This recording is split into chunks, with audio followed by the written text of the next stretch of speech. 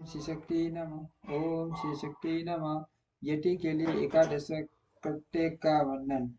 स्कंद जी कहते हैं, वांदे यति का एकादश दशा प्राप्त होने पर जो विधि बताई गई है उसका मैं तुम्हारे स्नेह का वर्णन करता हूँ। मिट्टी मिट्टी की वेदी बनाकर उसका समापार्जन और अपलेपन के हेतु 50 पुण्य हवासन पूर्वक पोषण करके पश्चिम से लेकर पूर्व की ओर 5 मंडल बनाए और स्वयं 4 कट्टा उत्तरा अभिमुख बैठकर कार्य करे। पादेश मात्र लंबा चौड़ा चकोर मंडल बनाकर उसके मध्य भाग में बिंदु, उसके ऊपर त्रिकोण मंडल, उसके ऊपर सहस्त्र गोल मंडल और उसके ऊपर गोल मंडल बनावे। फिर अपने सामने स्वयं की स्थापना करके पूजा के लिए बताई हुई पद्धति के कर्म से आसमन प्राणायाम एवं संकल्प करके पूर्वोक्त पांच आटी वाहिक देवताओं का देवेश्वरी देवियों के रूप में पूजन करे। उत्तर और आसन के लिए कुश डालकर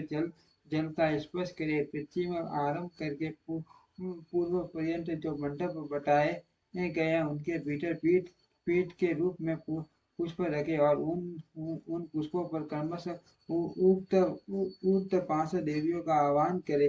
अग्नि पंच रूपिणी आठी भाई के देवी का आह्वान करते करते इस प्रकार कहे, ओ अग्नि रूपा रूपा रूपा माती वाई एक देवता देवता इस प्रकार सर्वत्र वाक्य योजना और भावना इस तरह 5 देवियों का आह्वान करके प्रत्येक के लिए स्थापना आदि मुद्राओं का प्रदर्शन करे। हाँ ही हूँ है हो है इन चलयांश और कन्यास करे। देवियों का इस प्रकार ध्यान करना चाहिए।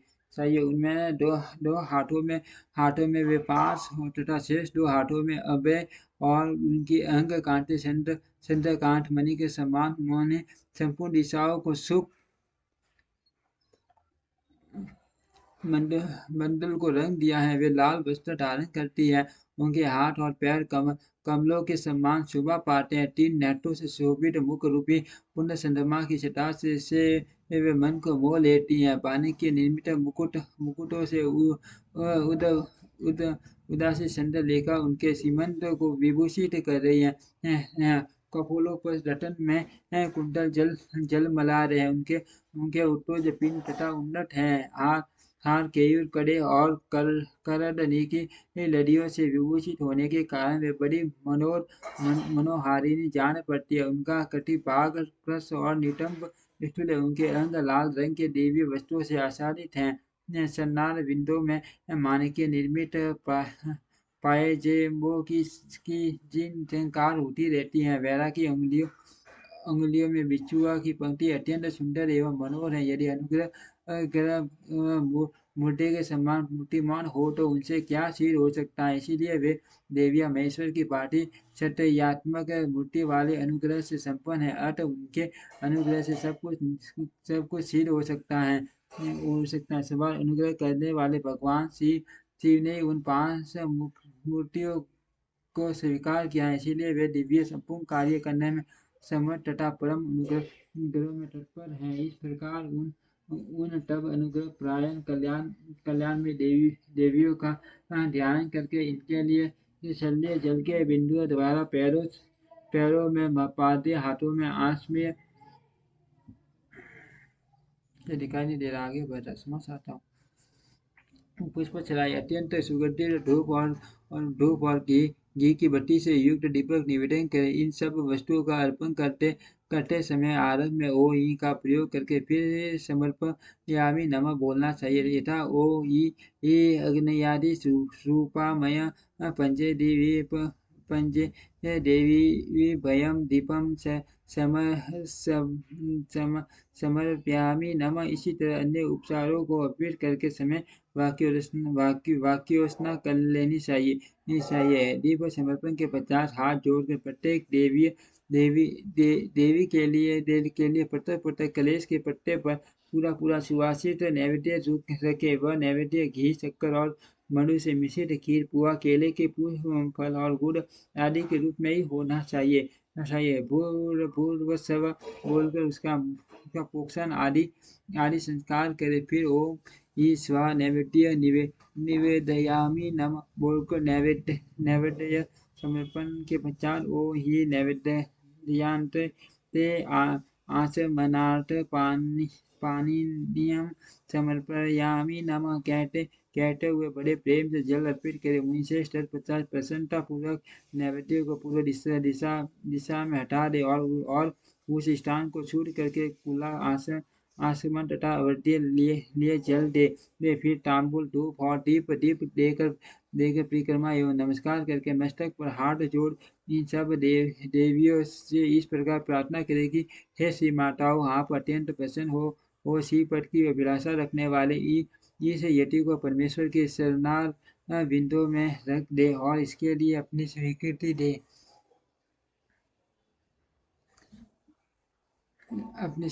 इस प्रकार प्रार्थना करके उन सब का वे जैसे आए थे उसी तरह विदा करके विसर्जन कर दे और उनका प्रसाद लेकर कुमारी कन्याओं को बांट दे या गौओं को खिला दे अथवा जल में डाल दे। इनके सिवा और कहीं किसी प्रकार भी न डाले।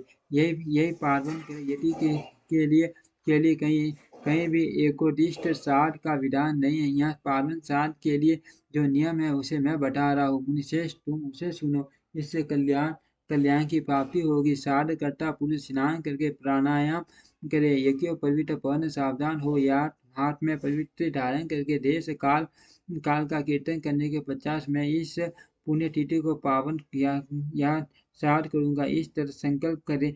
संकल्प के बाद उत्तर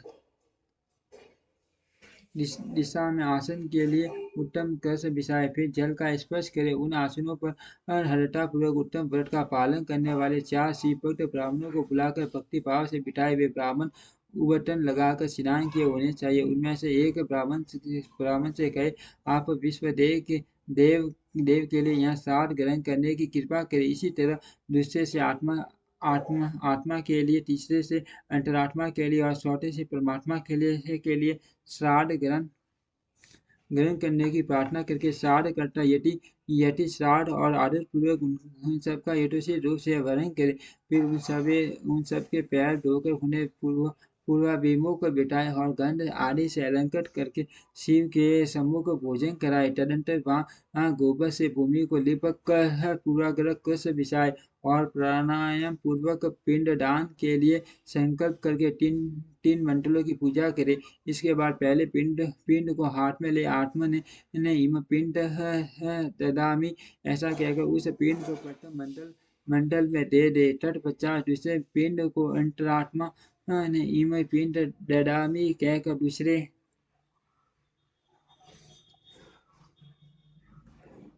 मंडल में दे। फिर तीसरे पिंड को परमात्मा ने मैं इम पिंड ददामी कहकर तीसरे मंडल में अर्पित करे। इस तरह भक्ति भाव से विधि पूर्वक पिंड और कुशोदक दे। तत्पश्चात उठ कर परिक्रमा और नमस्कार करे। तदनंतर ब्राह्मणों को विधिवत दक्षिणा दे। उसी जगह और उसी दिन नारायण बलि करे। रक्षा के लिए सर्वत्र श्री विष्णु की पूजा विधान है। अर्थ विष्णु की महापूजा करे और खीर का नैवेद्य लगाए। इसके